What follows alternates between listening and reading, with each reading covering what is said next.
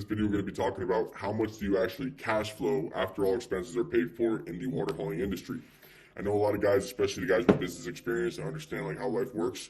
You know, they see videos of us saying, you know, oh, $40,000 a month, $50,000 a month, $60,000 a month, and in the back of their mind, they're like, bullshit. Why don't you tell the world what you actually pay for, what you actually make, and the expenses, and what's profited after that?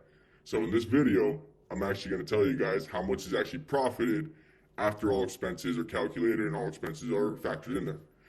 So we're going to be going off of a gross revenue day of 1960. What is that? That's $140 an hour times a 14-hour day. That's a usual shift. 14 hours is a usual shift that we run here in the oil field.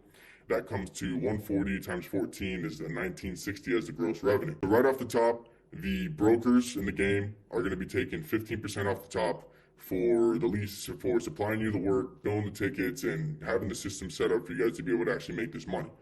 So 15% off the top, that brings you down to $1,666. That's 15% of 1960.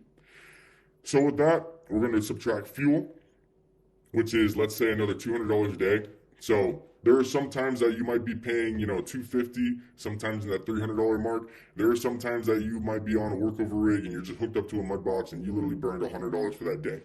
All right. So remember, this expense can be a little bit higher. I mean, 300 is a really top end. I mean, you got to be on a real shitty job to get $300 a day in fuel. You know, you won't get higher than that $200 or $250 mark. But let's say you're on these, you know, these really dope service jobs and you're following around rigs, you're following around coils, then you could get that down to like $100 or $150 a day. So let's just say $200 a day.